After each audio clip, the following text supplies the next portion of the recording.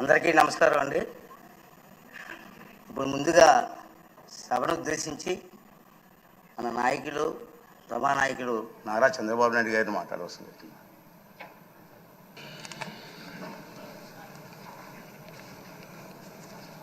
అధ్యక్ష,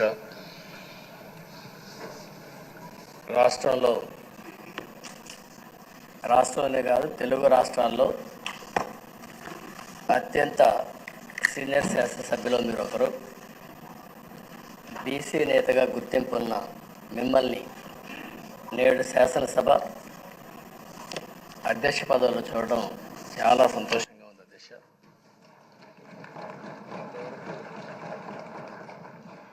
మిమ్మల్ని సభలో ఇక్కడ చూసాం, ఈరోజు అధ్యక్ష స్థానంలో చూస్తున్నాం. చాలా ఆనందంతో చాలా గర్వపడుతున్నాం.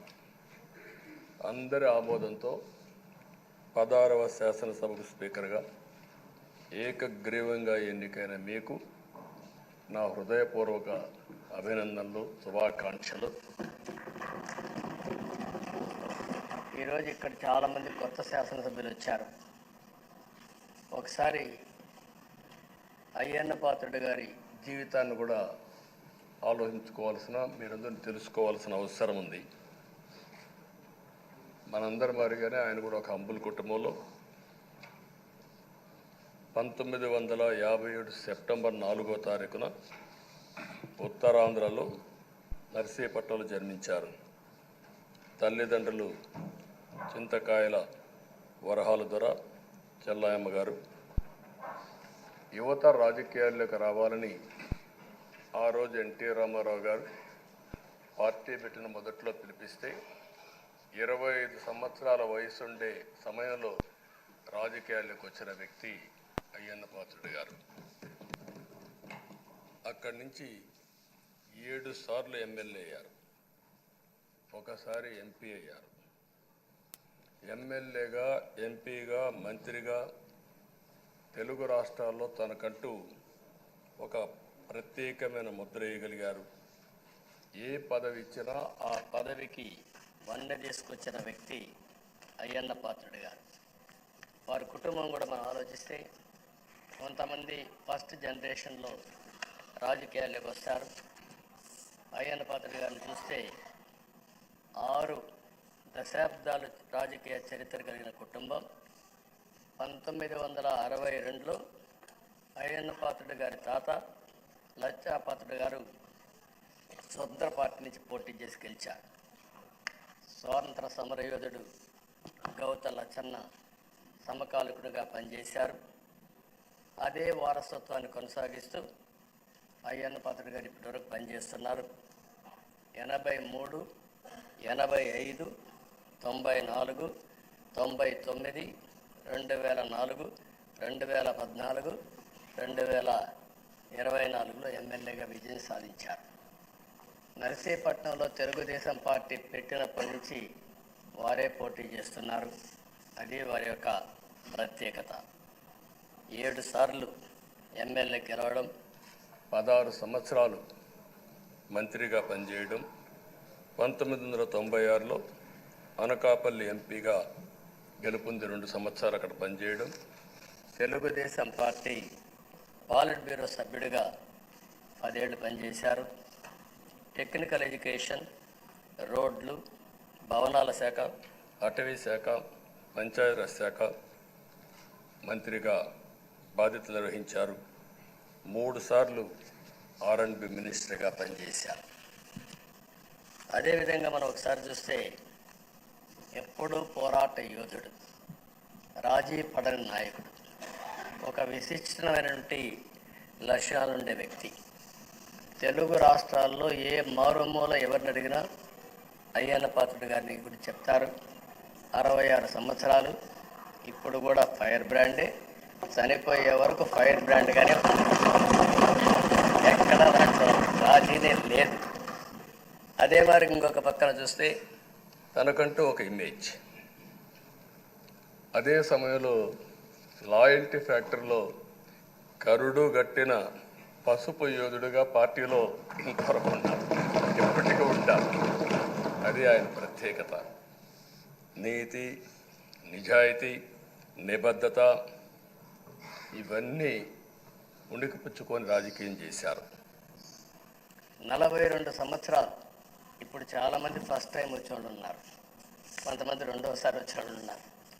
42 సంవత్సరాలు ఒక నియోజకవర్గం అంటి పెట్టుకొని నర్చర్ చేసి 7 సార్లు గెలవడం అనేది ఒక అరుదైన అనుభవం. చాలామందికి 2-3 సార్లుగా పెట్టెక్కి వస్తుంది. అక్కడి నుంచి మనుషులు మారిపోతూ ఉంటాం. అలాంటి సందర్భంలో ఎప్పుడు కూడా రాజీ పడకుండా పనిచేశారు. 42 సంవత్సరాలుగా పసుపు జెండాను మోస్తూనే ఉన్నారు. పార్టీని కన్న తల్లిగా భావించే నాయకుడు, పోరాట యోధుడు. ఎప్పుడు కూడా రాష్ట్రంలో అభివృద్ధి చేయడమే కాకుండా ఉత్తరాంధ్ర అభివృద్ధి కోసం, ప్రత్యేకంగా విశాఖపట్నం అభివృద్ధి కోసం ఎనలేని కృషి చేసిన నాయకుడు అయ్యన్న పాత్రుడు గారని చెప్పి కూడా నేను మీకు తెలియజేస్తున్నాను.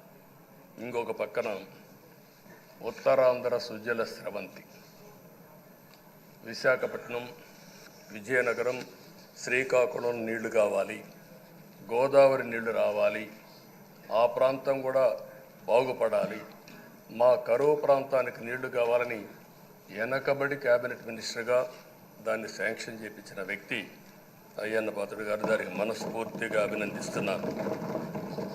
అందరికి కూడా కష్టాలు వస్తూ ఉంటాయి. ఆయన రాజకీయ జీవితంలో ఎప్పుడూ పడనటువంటి ఇబ్బందులు గత 5 సంవత్సరాలు పడ్డాడు.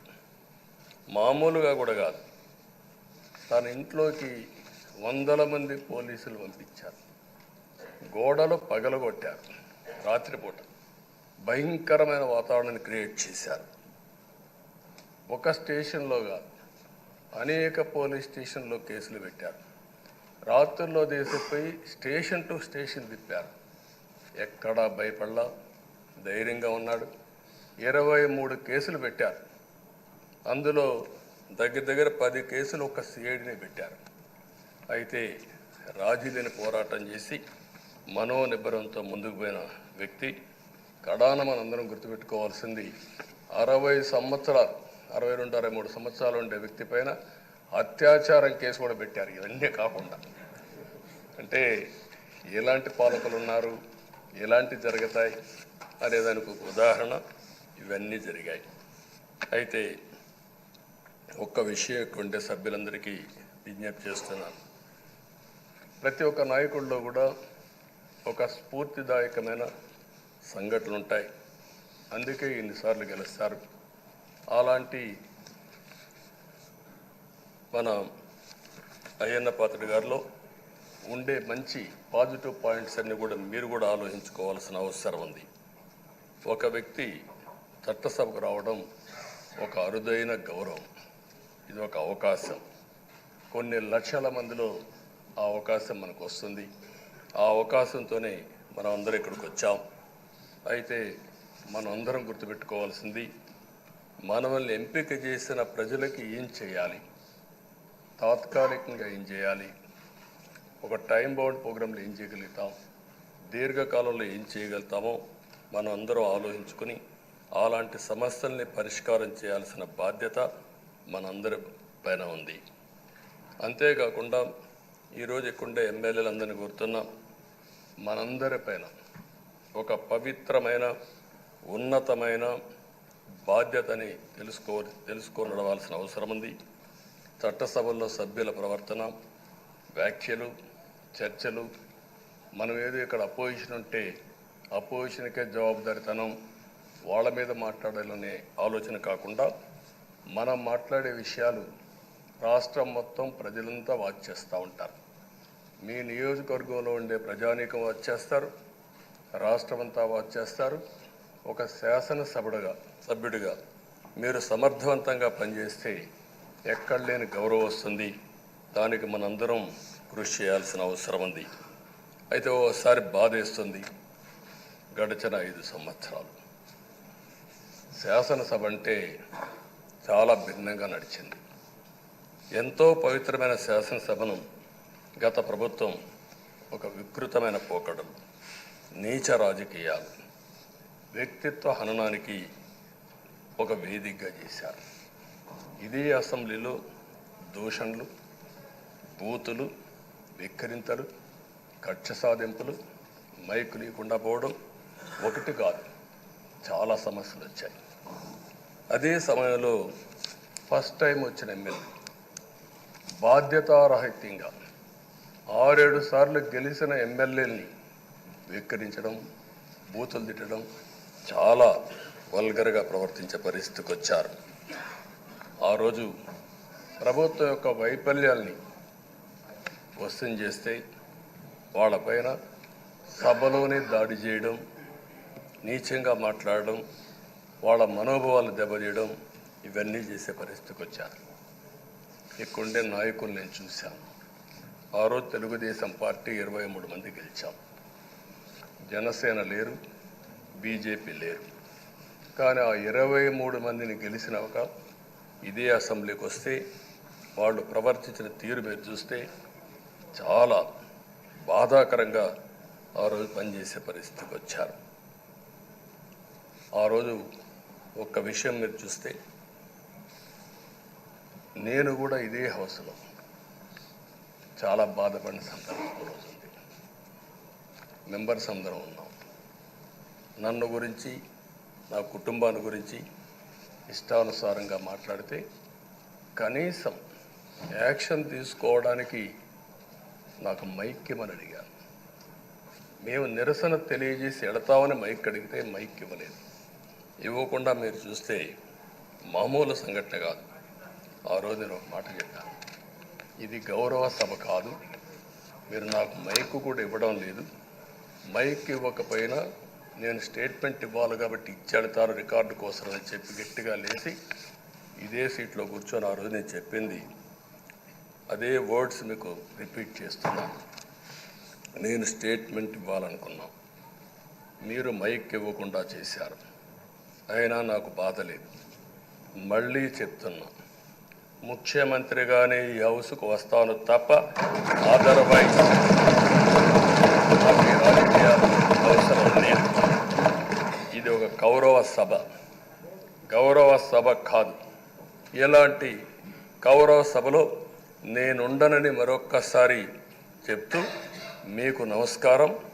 ప్రజలకు విజ్ఞప్తి చేస్తున్నా, నా అవమానం మీరు అందరూ అర్థం చేసుకొని నిండు మనసుతో ఆశీర్వదించాలని కోరుతూ ఈ సభ నుంచి వాకౌట్ చేస్తున్నానని చెప్పి వాకౌట్ చేసి బయట ప్రెస్ కాన్ఫరెన్స్ పెట్టాను. ఎందుకు ఈ విషయం చెప్తున్నానంటే, నా జీవితంలో ఇది 9వసారి నేను ఎమ్మెల్యే. ఈ రాష్ట్రంలో తెలుగు జాతిలో నాకు వచ్చిన అవకాశాలు ఏ నాయకుడికి రాలేదు. 14 సంవత్సరాలు ముఖ్యమంత్రిగా పనిచేశాను. ఇప్పుడు మళ్ళీ ముఖ్యమంత్రి అయ్యాను. 15 సంవత్సరాల పొజిషన్ పార్టీ లీడర్గా పనిచేశాను. కానీ తిరుపతిలో నా పైన దాడి జరిగింది. 24 క్లేమోర్ మైన్స్ నా మీద బ్లాస్ట్ చేశారు. ఆ రోజు కూడా నా కళ్ళలో నీళ్ళు రాలేదు. మొట్టమొదటిసారిగా ఎలాంటి సంబంధం లేని నా సతీమణి పైన ఆరోపణలు చేశారు.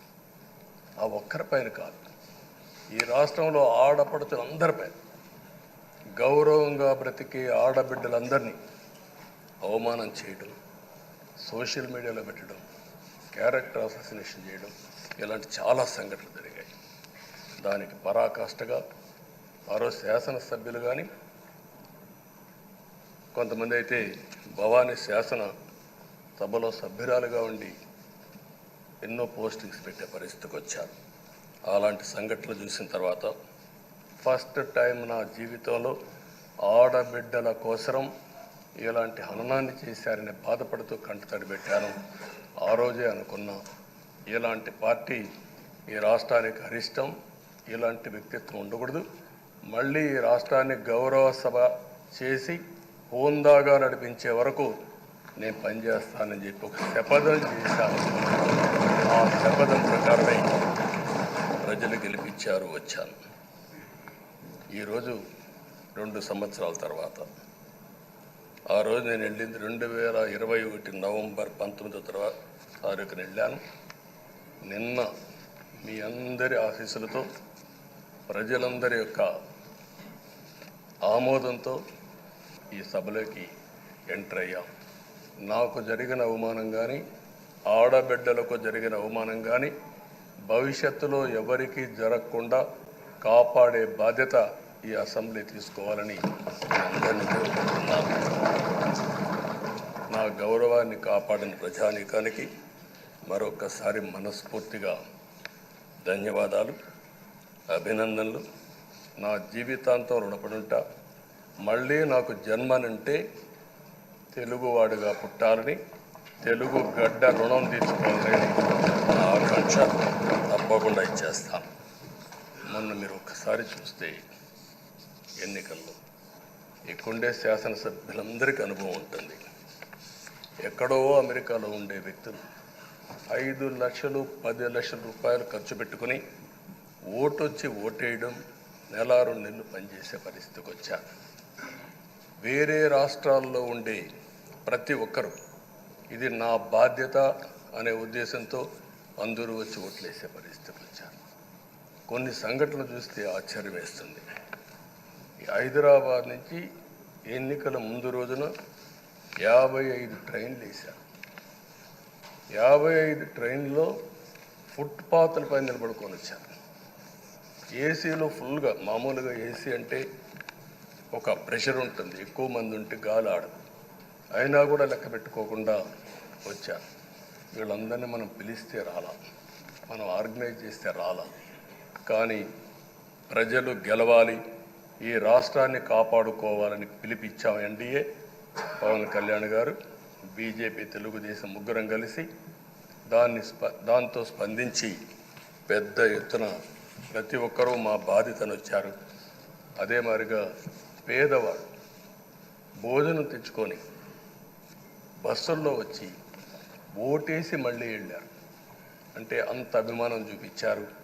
వాళ్ళ రుణం తీర్చుకోవాల్సిన బాధ్యత ఈ సభ పైన ఉందని చెప్పి మీ అందరికీ తెలియజేస్తున్నా. ఆ బాధ్యతని మన కళ్ళ ముందు ఎప్పుడూ కనపడవలసిన అవసరం ఉంది. ఈరోజు రాష్ట్రం విధ్వంసమైన రాష్ట్రాన్ని మళ్ళీ గాడిన పెట్టాలి. మంత్రులందరం ప్రమాణ స్వీకారం చేశాం. పవన్ కళ్యాణ్ గారు అందరం కూడా చేశాం.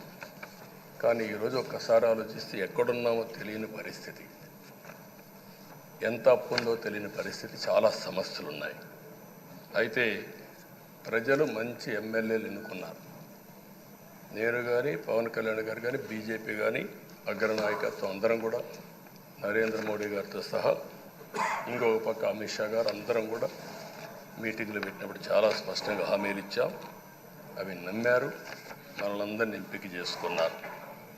మీరందరూ కలిసి ఒక మంచి వ్యక్తిని, రాజకీయాల్లో గౌరవాన్ని కాపాడే వ్యక్తిని, పార్టీని నమ్ముకున్న వ్యక్తిని మీరు ఎన్నుకున్నారు. ఈరోజు మనందరం కూడా గుర్తుపెట్టుకోవాల్సింది, ఇక్కడికి వచ్చినప్పుడు అవతల పార్టీ వాళ్ళు మనం ఎగతాళి చేయాల్సిన అవసరం లేదు. ప్రజల పనిష్మెంట్ ఇచ్చారు. ఇదే హౌస్లో నేను చూశాను. 23 సీట్లు మాకు వచ్చాయి.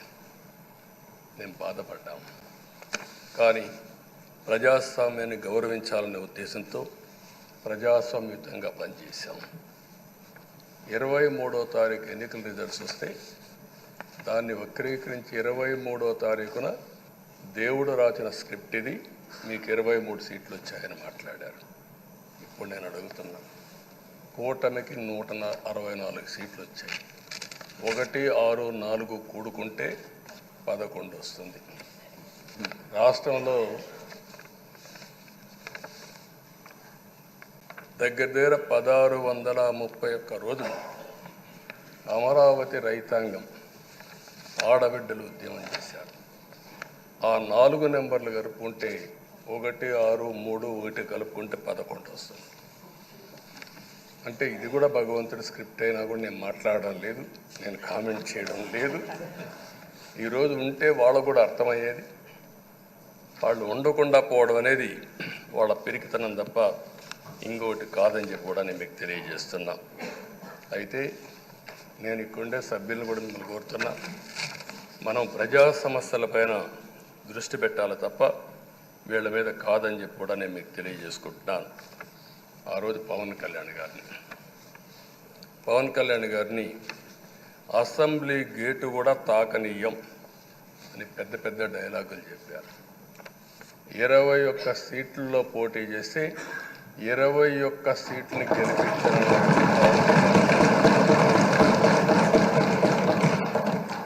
వైనాట్ 175 అని చెప్పి 11 కూడా తెచ్చుకోలేని నాయకత్వం. అంటే ఏ విధంగా మాట్లాడారు అనేదానికి ఇది ఒక ఉదాహరణ. ఆ రోజు పవన్ కళ్యాణ్ గారు చాలాసార్లు, నేను కూడా అన్నాను, బయట చాలామంది అభినందించారు. ఎక్కడ తగ్గాలో తగ్గడం, ఎక్కడ గెలవాలనో గెలవడం నేర్చిన వ్యక్తి పవన్ కళ్యాణ్ గారు. దానికి మనస్ఫూర్తిగా అభినందిస్తున్నాను. ఈరోజు మనందరం కూడా గుర్తుపెట్టుకోవాల్సింది, రాజకీయాల్లో సుదీర్ఘమైన రాజకీయాల్లో ఉన్నాం. మొత్తం కలిసి 16వ సభ. మీ అందరికంటే సీనియర్ మోస్ట్ నేను. 8 + 1 9వసారి. అంటే 16 సభల్లో 16వ సభ, 9 సభల్లో ఉన్నాను. అంటే అన్ని సభలను చూశాను. నా జీవితంలో ఎప్పుడూ చూడని సభ మొన్న జరిగిన సభ, 15వ శాసనసభ. కానీ ఇప్పుడు నేను కోరుకునేది మీ దగ్గర నుంచి, అది ఒక చెడు సభ కింద, ఒక కౌరవ సభ కింద మనం భావించాం.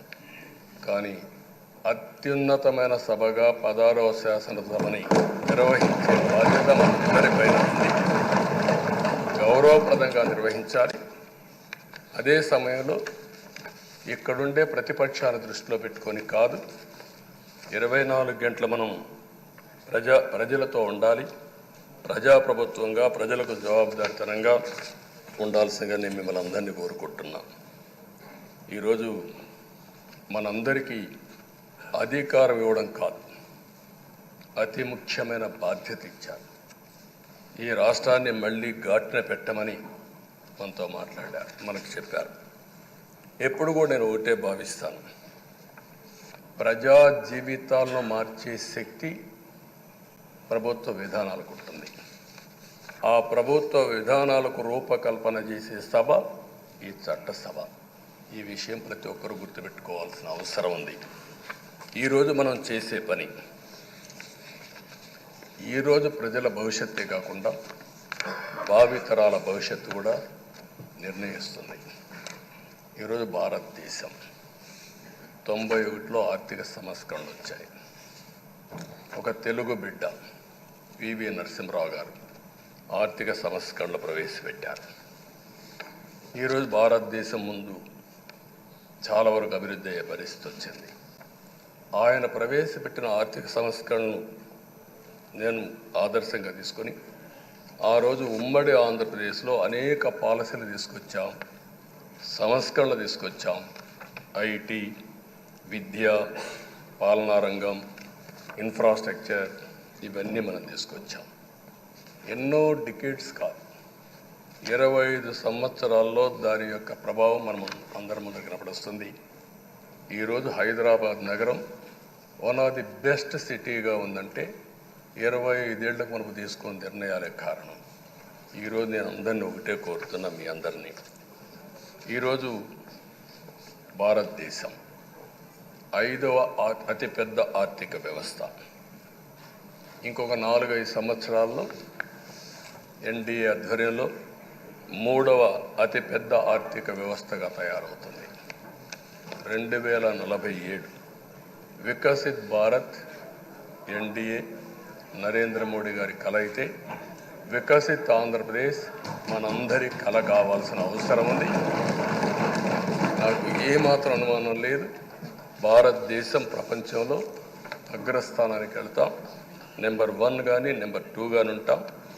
అదే సమయంలో మనందరి ఆశయం, మనం చేసే చట్టాలన్నీ కూడా తెలుగువారు ప్రపంచంలోని నెంబర్ 1గా ఉండాలని, ఆంధ్రప్రదేశ్ని జీరో పావర్టీ స్టేట్గా తయారు చేసి ఆర్థిక అసమానతలు తగ్గించే విధానానికి ఈ సభ శ్రీకారం చుట్టాలని కోరుకుంటూ, దానికి అయ్యన్న పాత్రుడు గారి అధ్యక్షతన మనం ముందుకు పోవాలని చెప్పి మనస్ఫూర్తిగా కోరుకుంటున్నాను.